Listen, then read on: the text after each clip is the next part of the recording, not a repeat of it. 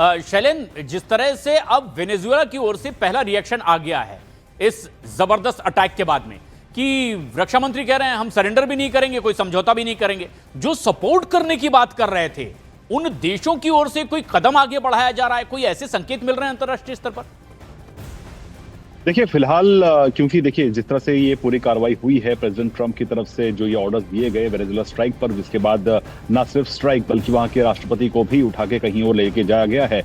हालांकि इस पूरे मामले पर अब तक सिर्फ स्टेटमेंट सामने आए हैं, ईरान की तरफ से स्टेटमेंट सामने आए हैं। अभी अभी ये भी जानकारी आ रही है कि रशिया की तरफ से भी इस पर चिंता जाहिर की गई है और उन्होंने कंडेम किया है इस आर्म्ड एग्रेशन को, एक्ट ऑफ आर्म्ड एग्रेशन उन्होंने रशिया ने इसको नाम दिया है। हालांकि देखिए जिस तरह से ये कार्रवाई की गई है, जाहिर तौर पर ट्रंप लगातार वेनेजुएला को लेकर बयान दे रहे थे और वो खासतौर से ड्रग नार्को टेररिज्म का नाम वो दे रहे थे और उन्होंने ये कार्रवाई करनी थी क्योंकि प्लानिंग बहुत पहले से थी। माना जा रहा था कि पिछले साल आखिर से ही इसकी प्लानिंग चल रही थी, 25 दिसंबर को ये हमला होना था, लेकिन इसको डिले करना पड़ा। वहां पे नाइजीरिया में पहले अटैक करना था प्रेसिडेंट ट्रंप को आईएसआईएस के खिलाफ, जिसके बाद खराब मौसम के चलते बताया जा रहा है कि इसको ऑपरेशन को टालना पड़ा। लेकिन मकसद यही था, जैसे मैंने पहले बताया प्रशांत, की ट्रंप लगातार ये कह रहे हैं मेक अमेरिका सेफ अगेन, यानी कि वहां पर ड्रग्स की तस्करी पूरी तरह से बंद होनी चाहिए। इसलिए हमने लगातार देखा है कि डिपार्टमेंट ऑफ वॉर की तरफ से ऐसे वीडियो जारी किए जाते रहे हैं जहां पर वेनेजुएला के जो कार्गोज हैं उनको निशाना बनाया गया, जो कि ये कहा गया जो आप कह रहे हैं कि जिन जगहों को निशाना बनाया गया वो सबसे खास जगह थी।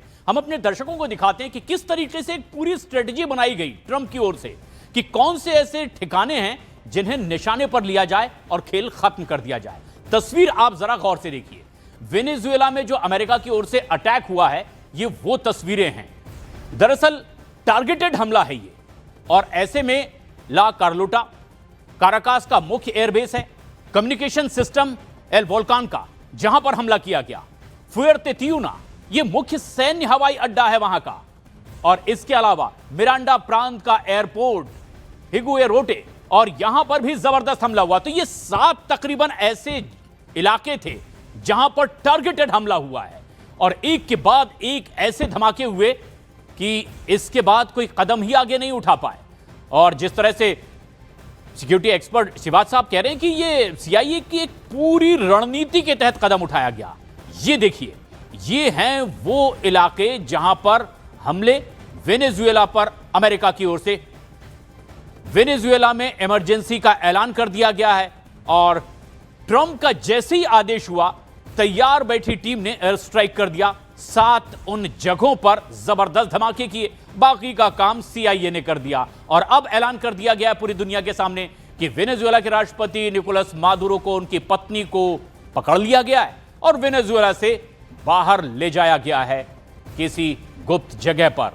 लेकिन इस बीच घटनाक्रम में एक और बयान जुड़ा। वेनेजुएला के रक्षा मंत्री ने कह दिया ना समझौता करेंगे ना सरेंडर करेंगे, मतलब इरादे उनके आगे और जंग लड़ने के हैं। लेकिन जिस तरह की प्रतिक्रियाएं आ रही है, शिवाज साहब कह रहे हैं, रक्षा एक्सपर्ट्स कह रहे हैं, दुनिया ये जान रही है कि बहुत ज्यादा कुछ वेनेजुएला के पास अब नहीं बचा है। शिवाज साहब, जिस तरह के हालात अब दिखाई दे रहे हैं, जिन जगहों पर हमला किया गया वो टारगेटेड हमले थे, लेकिन क्या वाकई ऐसा होता है कि अमेरिका ने चाहा, कहीं कुछ रिएक्शन का मौका ही नहीं मिला, राष्ट्रपति को पिक किया और देश से बाहर ले गए? हाँ बिल्कुल, ये एक बहुत सोची समझी साजिश है। ये कोई एक दिन का काम नहीं, 3-4 महीने से इसके ऊपर होमवर्क चल रहा है। सीआईए के एजेंट्स इन्फिल्ट्रेट कर चुके थे वेनेजुएला में, और वो अपनी कार्रवाई कर रहे थे। और जैसे बहुत अच्छी बात है कि भाई वहाँ पर जो अपोजिशन लीडर हैं उनको इलेक्शन भी नहीं लड़ने दिया, उनको नोबेल पीस प्राइज भी मिला है। तो कहीं ना कहीं जो लोग भी ऐसा नहीं है कि वो मादुरो निकोलस के साथ थे। और इसमें भी सच्चाई है कि वेनेजुएला जो था वो ड्रग कार्टेल तो करता ही है, इसीलिए नैक्रो टेररिज्म ये चीन को भी पता है, रूस को भी पता है कि इसके अंदर इन्वॉल्व था जो वेनेजुएला के अभी निकोलस मादुरो।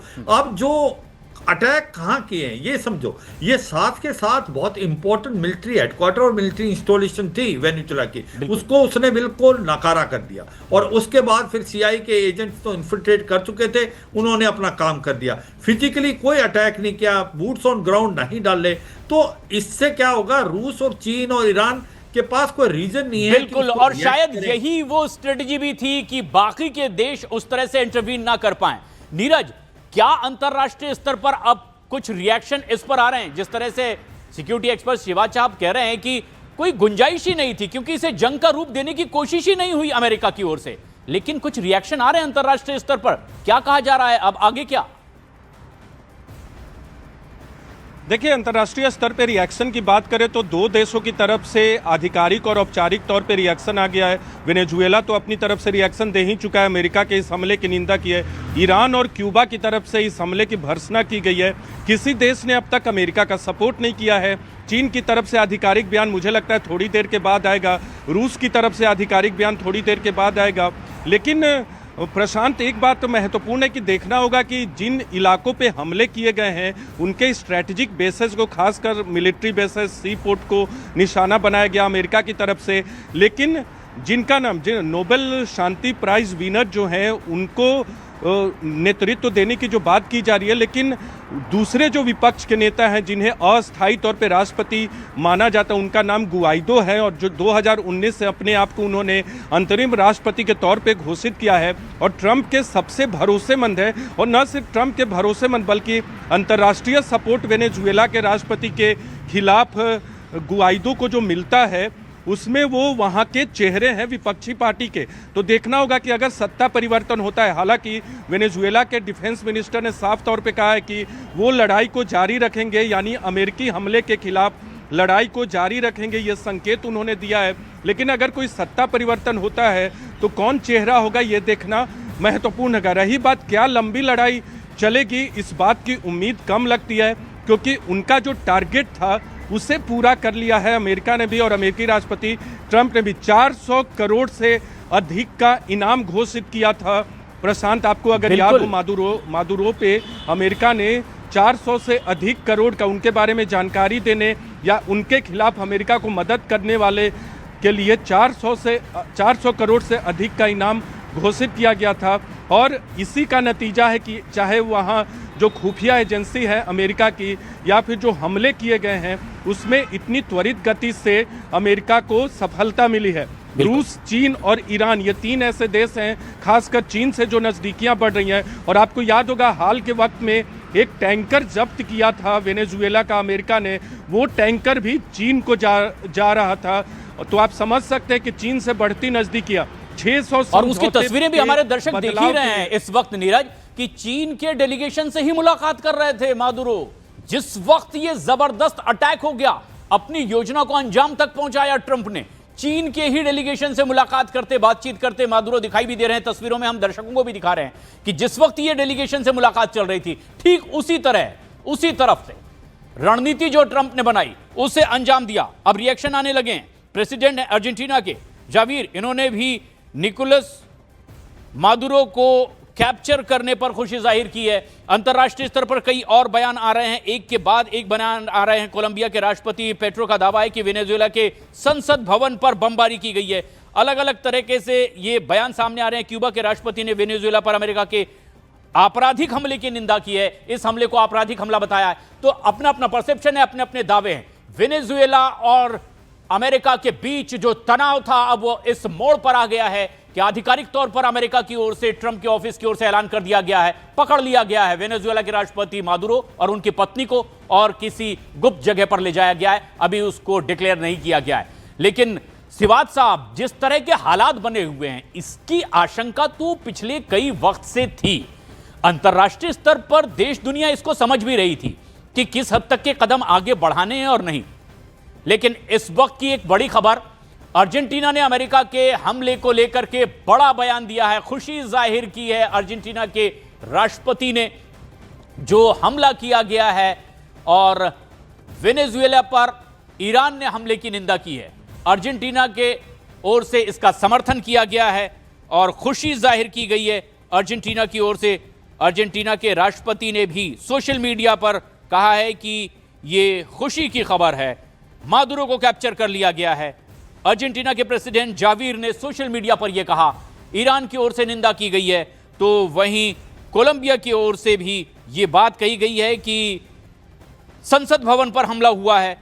क्यूबा ने कहा है कि ये अमेरिका की ओर से आपराधिक हमला है। अंतर्राष्ट्रीय स्तर पर सिर्फ बयान आ रहे हैं, लेकिन लगता यह है कि ट्रंप ने जो चाहा वो कर लिया है।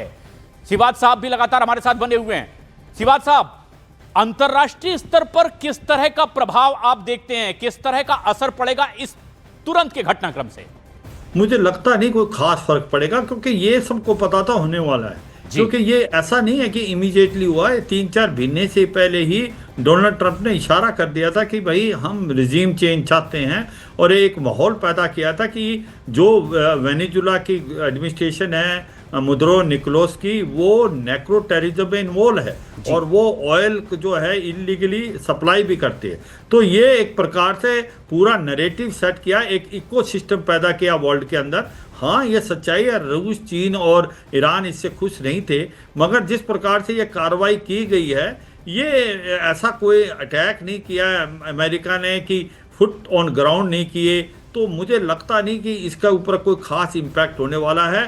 कुछ स्टेटमेंट पास करेगा रूस, स्टेटमेंट पास करेगा चीन, कुछ करेगा ईरान, इसके अलावा कुछ नहीं होगा। काफ़ी कंट्रीज, यूरोप की कंट्रीज आप देखेंगे वो जो हैं वो अमेरिका के पक्ष में करेंगे। और अब जैसे बताया जा रहा है कौन आएगा इनकी जगह पर, जो भी आएगा वो प्रो अमेरिका होगा, इसमें कोई शक नहीं है।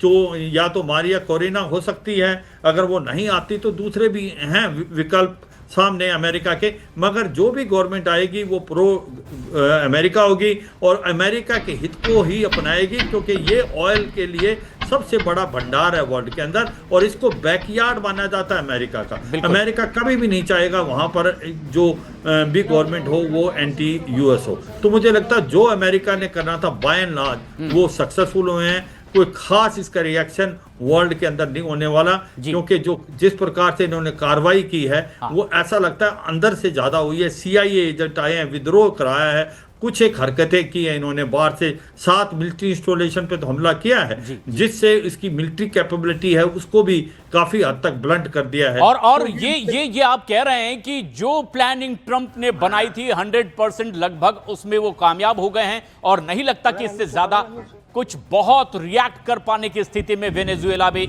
इस वक्त होगा। ये एक सबसे बड़ी अंतर्राष्ट्रीय खबर है इस वक्त की। ऐसे में जबकि वेनेजुएला पर कुछ ही घंटों के भीतर टारगेटेड हमले एक के बाद एक हुए, कुछ खास ठिकानों को नेस्तनाबूद किया गया और फिर ट्रंप की ओर से ऐलान कर दिया गया कि वेनेजुएला के राष्ट्रपति को, उनकी पत्नी को पकड़ लिया गया है, कैप्चर कर लिया गया है और देश से बाहर ले जाया गया है।